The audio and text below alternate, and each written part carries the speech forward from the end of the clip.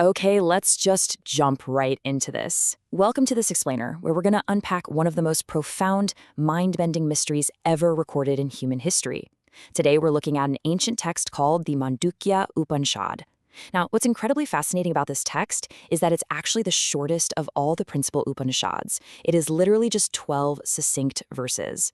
Yet Adi Shankaracharya, who is this towering figure in Vedantic philosophy, outright declared that these 12 verses alone are all you need for ultimate spiritual liberation.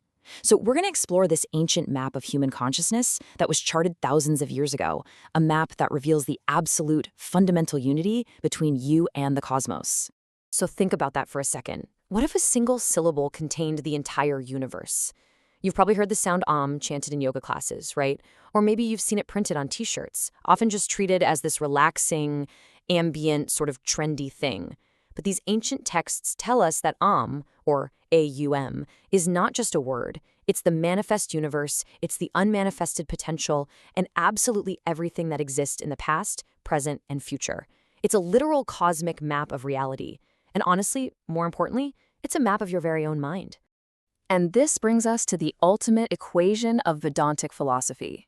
The Mandukya Upanishad opens with this bold, earth-shattering declaration, all is Brahman, and this self, the Atman, is Brahman. Brahman is the ultimate, non-dual, unchanging reality of the universe. Atman is your individual soul, your true self. Basically, the text is telling us that there is zero separation between the individual and the cosmos. You are the fabric of the universe itself. But obviously, if that's true, why don't we feel like the universe? Why do we always feel so small and separate? Well, to figure that out, we really have to understand how we actually experience reality. To do that, the Upanishad dissects our entire human existence into this really clear framework, and it aligns perfectly with the syllable Om.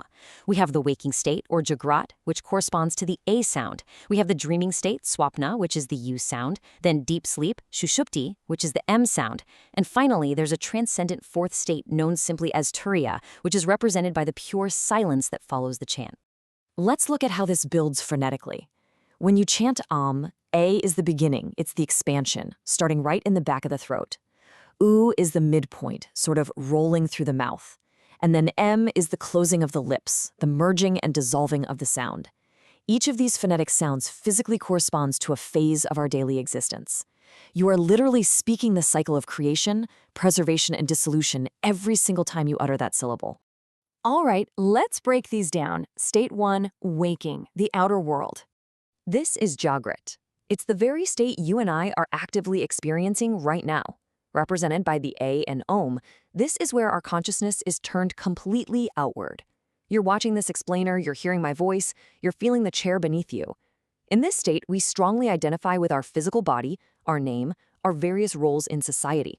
But the fatal flaw here, at least according to the Upanishad, is that we mistakenly believe this physical, material world is the ultimate only reality.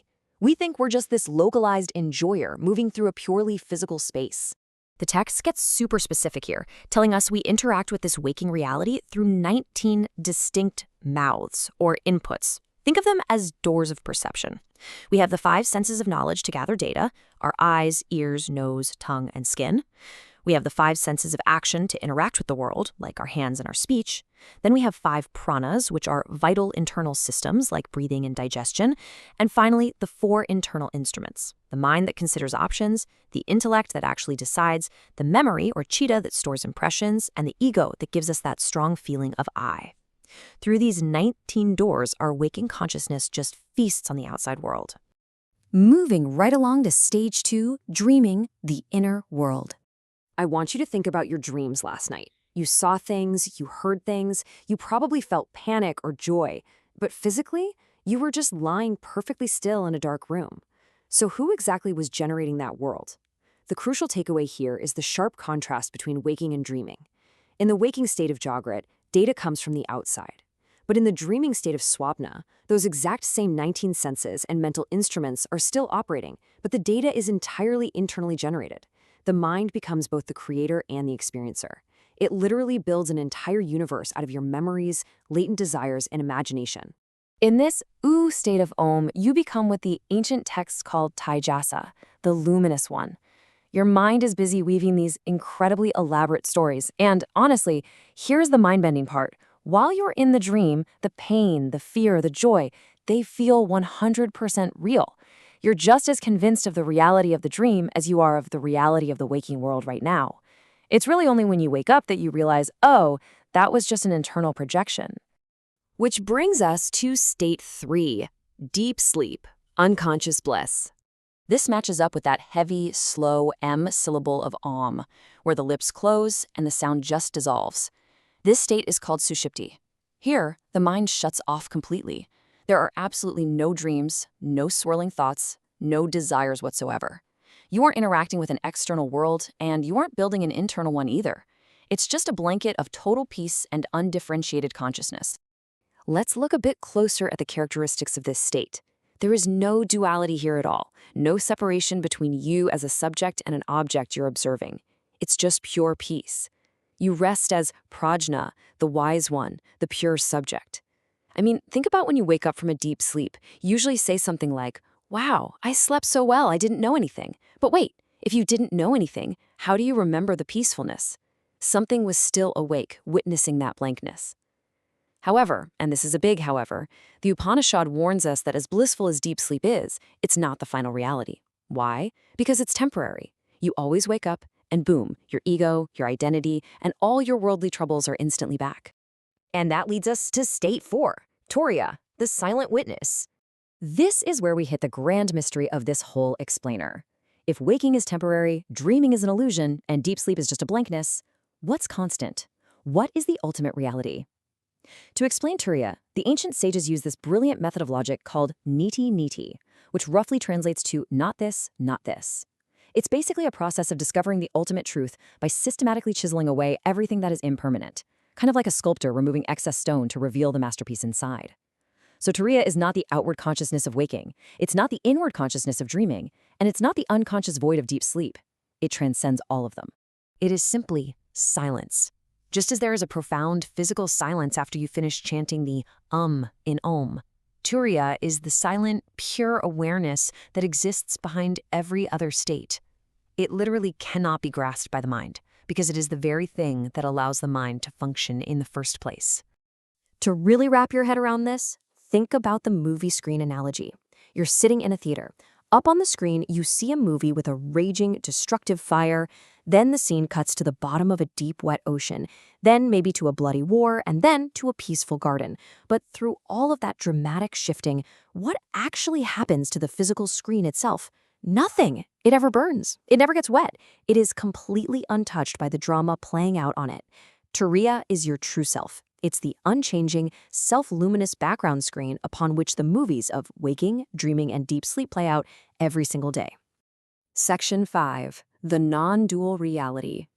Now, understanding this isn't just some fun philosophical exercise. It is actually the map to spiritual liberation.